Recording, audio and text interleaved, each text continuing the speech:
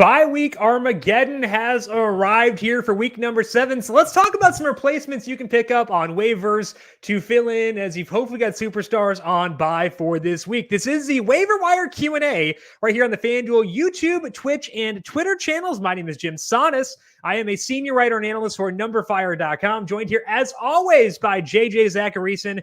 He is the editor-in-chief of NumberFire and FanDuel. JJ, have you had a chance to look at your week 7 lineups yet to see how bad things are for this week?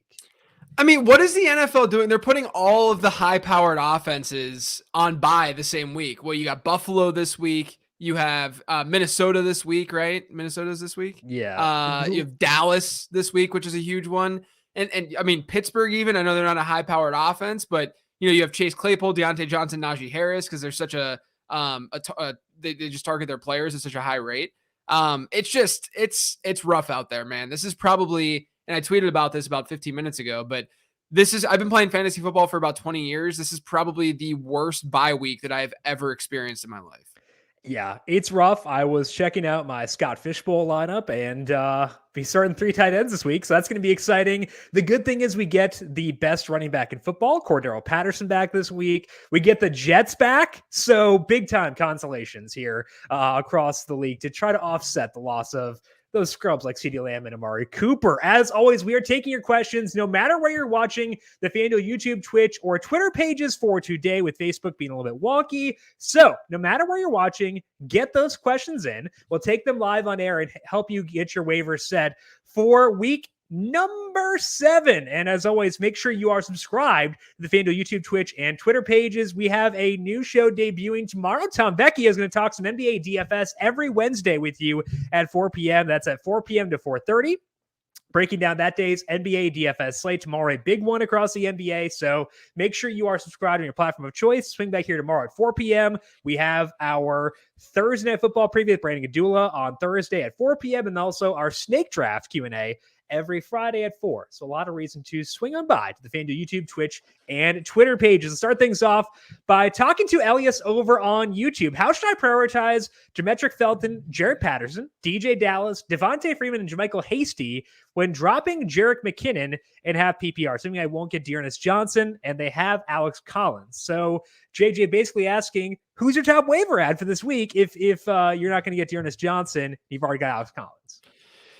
Yeah, this one's kind of tough because we don't have all the information that we would want to ideally have. I think that Felton is the safest option to go to because I think that they're going to end up utilizing Dearness Johnson as the 1A in that offense. Felton hasn't really lined up and played running back this year. Let's get that out of the way. That this is a lot of projecting that we're doing when it comes to Demetric Felton. But if you look at what the Browns do, they split a backfield, number one. And number 2, Kareem Hunt's been sort of he's been a fairly heavily used pass catcher out of the backfield. So we can assume that they'll want sort of that dynamic in some way. And so there's projection going on here with Felton, but I think that in a PPR format, even half PPR, I think that he's okay. But I think of these guys, I might risk it with like Jarrett Patterson. And I say that only because I don't know what Felton's role is going to really be. I think that of these guys, like right now today, from a projection standpoint, we can probably feel best about Felton of this group. Maybe Devonta Freeman, maybe, but probably Felton of this group. But I think that Jarrett Patterson has the highest upside. I don't know if Gibson's going to play this week. He's had that shin issue that's clearly been lingering. He was in and out of that game against Kansas City quite a bit. I'm just not feeling that optimistic about Antonio Gibson. I think a lot of people, they'll assume that J.D. McKissic is a great play and that he's not a bad play at all. But don't think that McKissic's just going to steal all that early down work. Jarrett Patterson, who's sort of like his comp is basically like Devin Singletary. Jarrett Patterson is going to take on a lot of that role too if Antonio Gibson is out. So I might risk it with Patterson because I don't know if Felton really has like that massive of a ceiling, because I think Johnson's going to be the dude on early downs at least. But if you want to play it a little bit safer, I think Felton's okay. Yeah, I think that with Felton, he did play 2 snaps in the backfield on Sunday. Those are the only 2 snaps he's played all year, and that was when Nick Chubb was out. So I think there's potential for him to play a bit in the backfield, but his largest role will be as like a playmaker, I would say. I mean, I could fantasize about having like a Cordero Patterson type role. That's not going to happen, but I can think about it. But I think that I'd agree with you where if you need someone, he's probably the guy with like the highest floor in terms of snap percentage for this week, at least there. But I think Patterson, I'd agree. Given the way Gibson's stuff has gone, there's a really good chance that gets pretty ugly pretty quick. Like if we were to assume that Antonio Gibson was out this week, like right now we had that information that he was out this week, I think we would both be sitting here saying get Patterson, right? Yeah, for sure. Like that. Yeah. And so that's why I think that you can, like let's say there's like a 75% chance that Gibson's out. I think that that's the right risk to take in getting Patterson. And I think that's the correct percentage. It's about where I put it personally. Yeah. Talk to Joseph. We don't usually do start-sit questions here on Tuesday, so just keep that in mind because it's too far out. We don't really know how things play. But some of these guys could be on waivers, JJ. So if we're looking for bye week fill-ins, Rashad Bateman was in your 15 transactions for this week. Is he a guy you're looking to if you are in pretty desperate need of a bye week fill-in? Yeah, I think Rashad Bateman's a really good ad this week if he hasn't been added already. Because I talked about him on the show, a couple weeks ago when it was like questionable that he would be returning from IR. But 22% target share in the Ravens offense. The Ravens, I don't want it to get like I feel like people think that the Ravens are like pass heavy now because they're doing well through the air, but they're still not. I mean, they're still a bottom 5 team in pass rate. And a lot of the reason that they've been able to be as pass heavy as they've been is because the defense hasn't been playing well and they've just not seen like, so many negative game scripts or so many positive game scripts rather to be able to just run the football.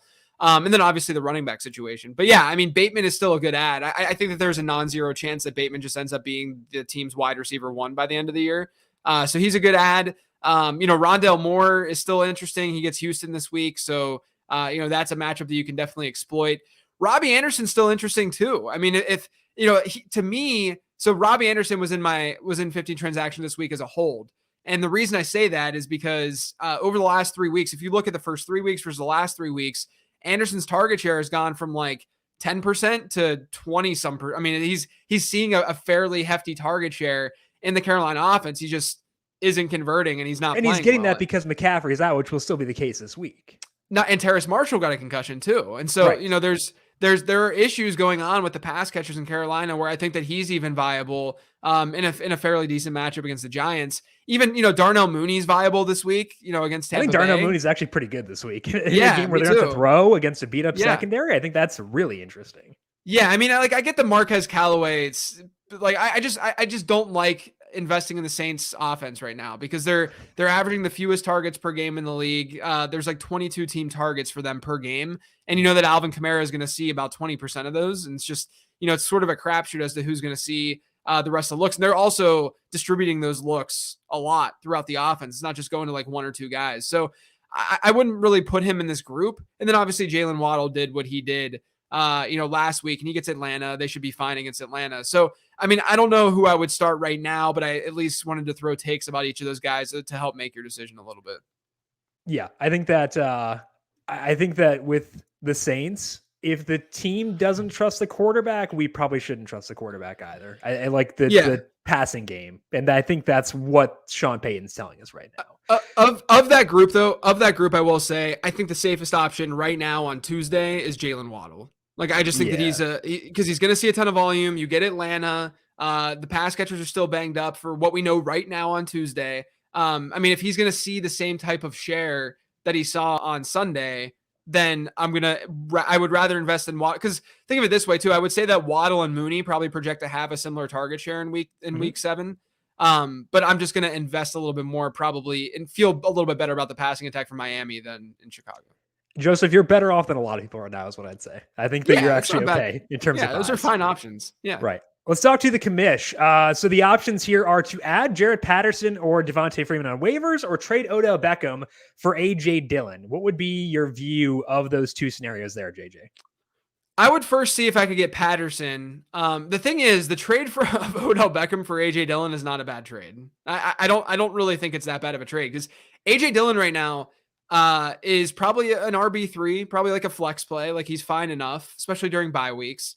But then on top of that, you get the upside of, if Aaron Jones were to get hurt, knock on wood, A.J. Dillon's a full-blown, probably low-end RB1, high-end RB2 in fantasy. So, don't think of A.J. Dillon as only that RB3 flex type play.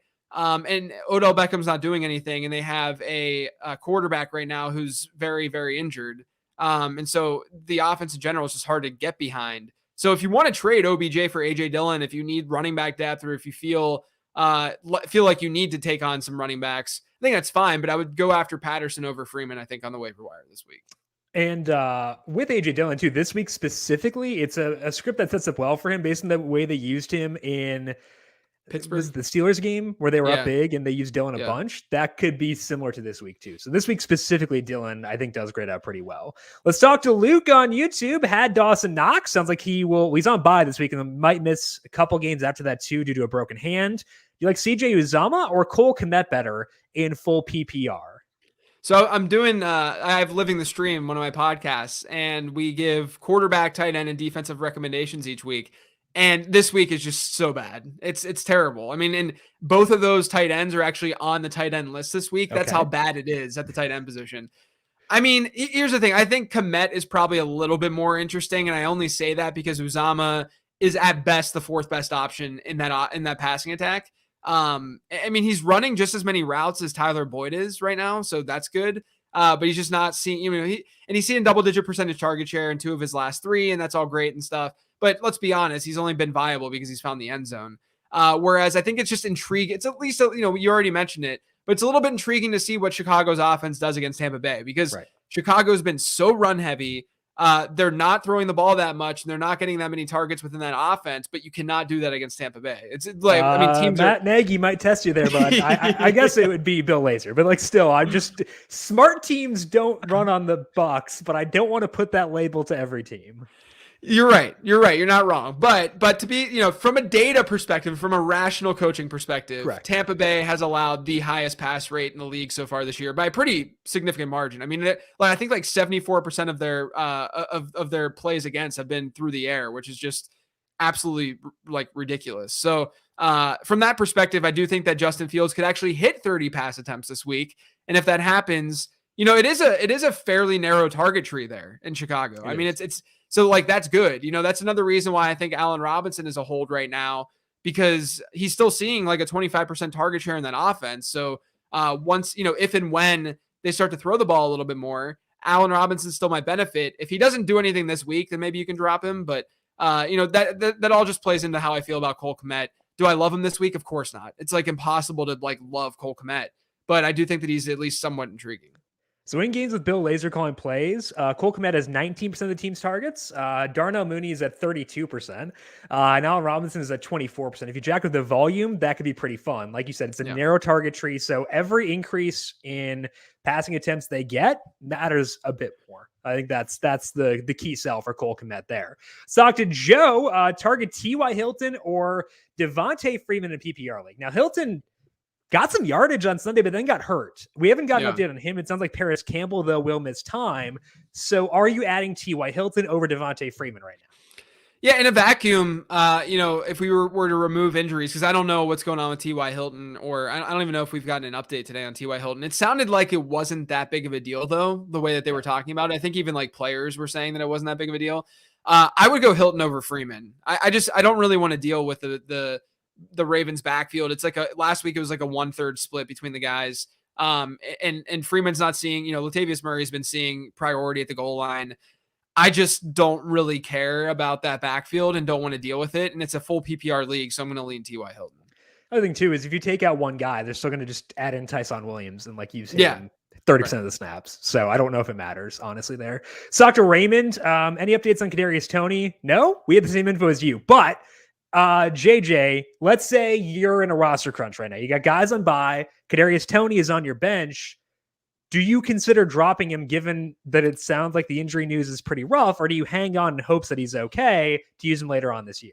I think you have to hold on to him. I'd like Cadarius Toney. The first week we saw him in action against New Orleans, he has a really solid day, and that's his first game action, really, in the NFL. Has a really solid day. Next week he goes absolutely berserk against Dallas, and then this past week he runs 4 routes and he's targeted on 3 of them. I mean, Toney has an opportunity to be an actual league winner at the wide receiver position. And I don't use that term. I don't use that term loosely. I think that it gets thrown around way too much in the fantasy football world.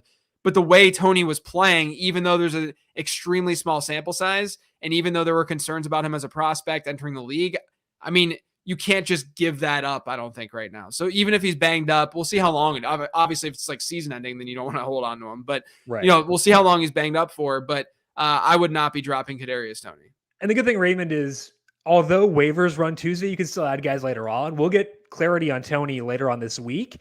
So you're not going to get the best pickings off waivers later on, but if it winds up being season ending, you have to make a move later on. You can still get someone at least. So hopefully that's a comfort there for you.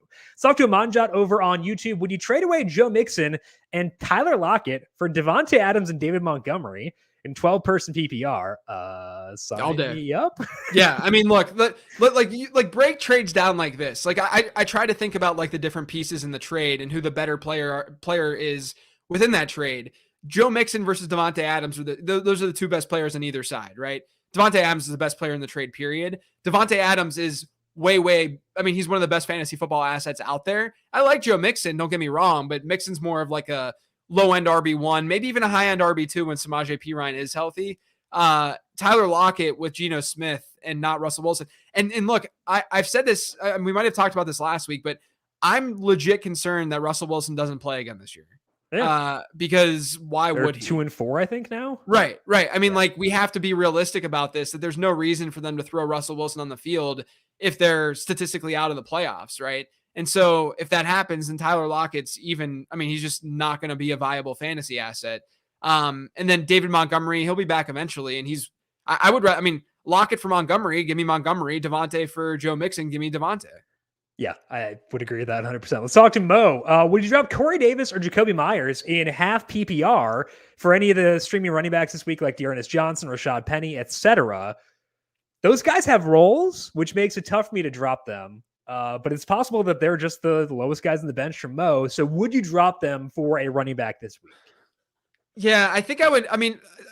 Number one, I think in a vacuum, I would not. But if you really need a running back, if you need to take a chance, if you're in a shallower league where these guys are like your wide receiver 5, 6, 7 or something like that, I think I would drop Myers over Davis, like before Davis, right? So Myers would be the guy that I would let go. If you look at their peripherals, similar-ish target shares in their offenses, but Jacoby Myers doesn't score touchdowns. So that's Corey Davis's quarterback throws downfield. Yeah, right. That's really the bottom line, is that you have an aggressive quarterback, negative game scripts too for the Jets. They're probably going to end up seeing a little bit more passing volume. So I would go Corey Davis over Jacoby Myers. I don't know if I would add Johnson for Myers. It just depends on what I would need for this particular week. So let's go here to Truly Epic on YouTube. How do you think about Hunter Henry, or do we pick up Dallas Goedert at tight end? I'm surprised Goedert's available. I guess it's probably because he was on the COVID list this past week, but now he's back. There's no Zach Ertz. So who do you prefer, Dallas Goedert going forward or Hunter Henry? Got to be Dallas Goedert, right? Zach Ertz, we've talked about this on the show in the past, but Zach Ertz, when he was active with with Dallas Goedert last year, Goedert was not very good in fantasy football. And we saw that this year. Goedert has not been very good in fantasy football when Zach Ertz has been healthy, which is the season. So without Zach Ertz last year, Dallas Goedert saw almost all of his top 12 performances. So I think Goddard's going to see a pretty big uptick in target share. He might end up seeing like a 17, 18% target share in the offense.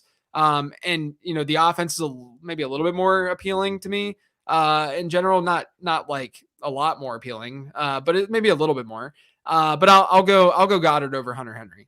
Henry's at least fine. But I think I'd rather take a swing on the ambiguity with Goedert and go there. Like, we know what Hunter Henry is. There's more unknown with Goedert in a good way. That's the way I'd phrase that. Let's talk to Delargism. Half PPR. Would you drop Latavius for Dearness Johnson? I'm Ron Burgundy. I will go. I will say no. And the main reason is I know that I just pooped on the Ravens backfield, but Latavius is still sort of like the 1A in their offense anyway, and it's a better offense in general. And Dearness Johnson may only see this week as like this lead back, so probably hold on to Latavius Murray. Okay, Raiderad is asking, should we add Khalif Raymond or Bryan Edwards? Edwards is not allowed to get targets before the fourth quarter, so you should keep that in mind. Khalif Raymond at least getting work, but in a really bad offense. So preference here between these two? I don't know if I really have one. I'm not, the thing with the Lion, I think of the Lions pass catchers right now, I'd rather have Amon-Ra St. Brown if he's out there. And I would assume that St. Brown is out there in a league where you're talking, just in most leagues, in this league. So I would probably want Amon-Ra St. Brown over both of them. I might just go with Bryan Edwards over Raymond, but I don't think either of these guys are going to be relevant enough. In fact, like I would rather throw darts at other players that have more upside than both of these players. Like a Rashad Bateman type, you add him over them every single day for sure. Yeah, I mean, even though like you could even think of it as like I would rather have Van Jefferson over these guys, not just because I think both of these players might project to be just as good as Van Jefferson, but you have to think about what happens with an injury, and Van Jefferson all of a sudden would become probably like a wide receiver 3 if something happened to Cooper Kupp or Robert Woods. So you have to think about that when you're dealing with guys on your bench. Absolutely. Let's talk to Milo. Should I bid for David Johnson? I assume this is probably not Deontay. To start him over Dearness. Oh, Dearness. Okay. Wow. Yeah. Dearness Johnson. A lot of Johnsons. Way too many. Dearness Johnson, starting over Javonte or Stevenson. So, like, we know Nick Chubb's out. Where do you view Dearness Johnson relative to those guys? Let's say you've got small bench spots, don't have a lot of space to add dudes you might not use. Would you likely be using him over those two guys?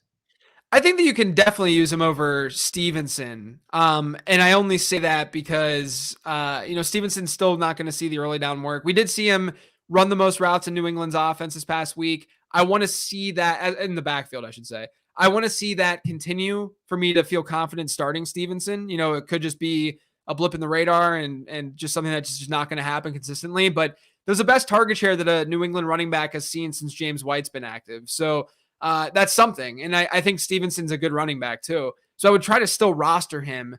And I think that I would still just start Javonte over a guy like Johnson. So yeah, you can bid on him if you have the space. And then I would play, I would rank them this week, probably Javonte, Dearness, then Stevenson. And remember, I think Melvin Gordon's a little bit banged up too right now. So that could play into Javonte maybe seeing a little bit more work.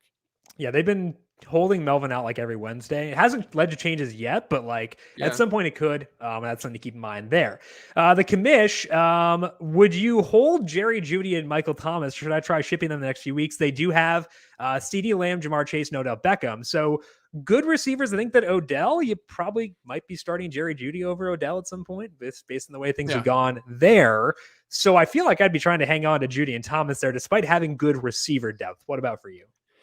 Yeah, look, I mean, I think that you got to hold on to them. Am I optimistic about Michael Thomas? Not really. Am I optimistic about Jerry Jeudy? Yes. I love Jerry Jeudy. I think Jerry Jeudy is very good, and there's going to be a role for him when he's healthy pretty immediately. And so, I think Jeudy is going to step in and be a potential like wide receiver 2 in fantasy football. Michael Thomas, if you can sell on name brand, I'd say that's fine enough to try to do, because like we talked about earlier, this New Orleans offense is just not generating that much volume, and I don't think that's going to dramatically change when Michael Thomas is back. I'd agree with that as well. Let's talk to Sebastian on YouTube. We need to sacrifice a player, sounds dramatic, to navigate the bye weeks.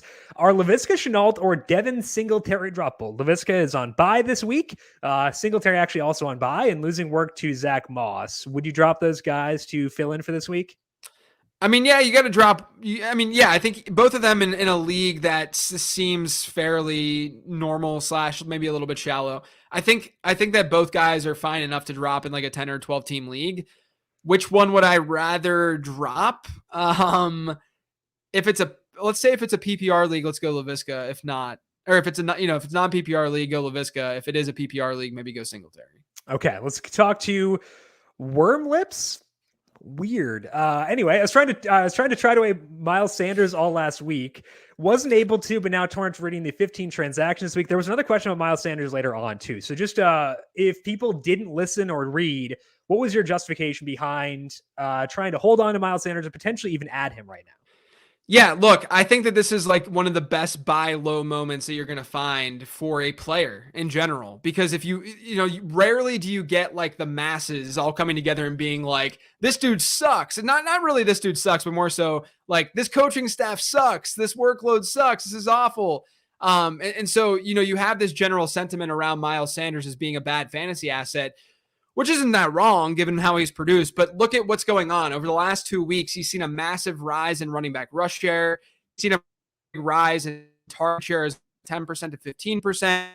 His running back rush share has been like 92% after being like 2/3, like 66, 67%. They're utilizing him more. It's just that over the last 2 weeks, they played Tampa Bay and Carolina, and those are two of the best rush defenses in the league, or teams at defending the running back position. And so that could be playing into why Miles Sanders didn't really produce. And the teams also, I mean, Philadelphia also, especially against Tampa Bay, they didn't really go, and teams don't do this. They don't go with this very like run heavy approach because it's the Buccaneers and they can stop the run so well. So, with Miles Sanders, I think that right now is the perfect time to buy because you could realistically give away bench players to get Miles Sanders. Right. And Sanders, like, he's getting passing game work too. He had 4 targets last week, 5 the week before that, 3, 4, 2, 5. Like, I think we just kind of got a little over our skis on Kenneth Gainwell. I think was basically what happened there. Yeah. Mo is trying to acquire Miles Sanders for trying to trade Jerry Jeudy for Miles Sanders. We talked about liking Jeudy. Is that too much to give up for Sanders, or is that fair to you? I mean, I think it's like fair enough, but I think that you can probably give away something a little bit less. Like I think that like the line, realistically, you should try to give up like someone like Emmanuel Sanders for Miles Sanders, like those types of pieces, because I think Jerry Jeudy has like a crazy good ceiling. Whereas like a guy like Manny Sanders is great. I mean, I've been talking about him all year long, but like we have to be realistic about, what his ceiling looks like and all that kind of stuff. Whereas Jeudy could just like dominate. So, I don't think you need to even start that high because I think that a lot of people who have Miles Sanders are extremely frustrated with Miles Sanders and they're willing to give him away for not a lot. And I think part of the reason we've soured on Teddy is that he hasn't had pass catchers, but Jerry Jeudy coming back should improve Teddy. So I think that people have soured on the Broncos passing offense because Teddy hasn't played well, but he'll play better once Jerry Jeudy is back. Let's talk to Fanta on YouTube. Help, guys. Panthers defense or Cardinals rest of the way. We don't tend to roster defenses for the full year because it's heavily matchup based and stuff like that. Cardinals have a dream matchup in week number 7. So I feel like what I'd be doing here is just use the Cardinals this week and then go from there. Is that what you would be doing as well? Yeah, I mean, if people aren't streaming defenses, I would highly advise streaming defenses where you play a different defense every week. But if I'm going to pick one between the Panthers and the Cardinals, I'm going to go with the Cardinals because I think that the defense is going to play with more positive game scripts than Carolina will. Yeah, I'd agree with that. Let's talk to Matt. He has to drop one. Rashad Bateman or T.Y. Hilton. Probably dropping Hilton here, right? Yeah, I'm dropping Hilton. Okay, let's talk to Terry. Who do you like better between Miles Sanders or Elijah Mitchell? Mitchell coming off bye week. Kind of fun. Kind of into Elijah Mitchell. But as we said, Miles Sanders still doing stuff. How would you feel about those two relative to each other? Here's a small fear I have with Elijah Mitchell. There's 2 things. There's actually a few things. So number one, if you look at the schedules rest of season, San Francisco's from a running back perspective looks a lot worse than Philly's does. That's something. It's not everything, but it's at least something. One of the reasons why I do like Miles Sanders as a buy also is because their rest of season schedule is really good. It's looking pretty strong. So that's one reason why. So that's 1 point for Miles Sanders. The other thing that I'm a little bit worried about is JaMycal Hasty eventually coming back. And Jeffrey Wilson Jr. And Jeffrey Wilson Jr., of course. So you have Wilson. Wilson, I would be worried about goal line work because that's basically what he did last season and I think the year before that. So you have Jeff Wilson could take goal line work. JaMycal Hasty, before he got hurt, was playing the third down and pass catching role for the 49ers. So that's not good. I mean, Miles Sanders has more of that like 3-down workhorse potential than Elijah Mitchell does. And then on top of that, eventually San Francisco might be forced to go to Trey Lance. And that might seem like a good thing. But I've done studies on rookie quarterbacks and mobile quarterbacks, and it's not good for the running backs or the pass catchers on those teams because those mobile quarterbacks take more volume up in that offense and are take a bigger share of that offense for themselves. So I don't mind Elijah Mitchell from here on out. Don't get me wrong. I think he's a really good prospect. We've talked about this. He's like a Mostert clone in that offense. So obviously Kyle Shanahan likes him, but I think Miles Sanders is the play there. I would rather have Sanders than Elijah Mitchell. I think I would too. Again, like you said, I like Elijah Mitchell, but it's worthwhile to keep that in mind, especially because like we want targets, we want goal line work, and if he loses both those, that's like an Amir Abdullah a couple years ago situation, which we don't want for fantasy at all. Milo is asking Tua Tagovailoa over Taylor Heinecke this week. Tua's facing the Falcons. Heinecke gets the Packers as a big underdog on the road. Yeah, I'd go Tua. I don't mind Tua this week. Tua had really bad moments on Sunday, but he also was decent despite having nobody. So don't let the bad moments scare you off of Tua there. Daniel's asking a quick one here, just an overview of your priorities on waivers between Dearness Johnson, Rashad Penny, Jared Patterson, and Demetric Felton. How would you rank out those guys in a vacuum? So I would take the way they're listed there, and I would flip Patterson and Penny, I think. Okay, perfect. So Dearness Johnson, Jared Patterson, Rashad Penny, and Demetric Felton. That is all that we have here for today on this waiver wire Q&A. As mentioned, that we've got a lot of shows coming up later on this week. We have Tom Vecchia with NBA DFS tomorrow at 4 p.m. We have the Thursday Night Football preview with Brandon Gadula on Thursday. And then, of course, the snake draft with myself, JJ, and Brandon on Friday. So make sure you are subscribed to the FanDuel YouTube, Twitch, and Twitter pages, Facebook as well, once that is back up and running. JJ, appreciate the time. Good luck to you with your week 7 waivers. Talk to you once again on Friday. Thanks, Jim. Appreciate it, man. Check out JJ on Twitter at Late Round QB. Check out the podcast the Late Round Podcast, wherever you get your podcasts. I am at Jim Sannes on Twitter, JimSannes.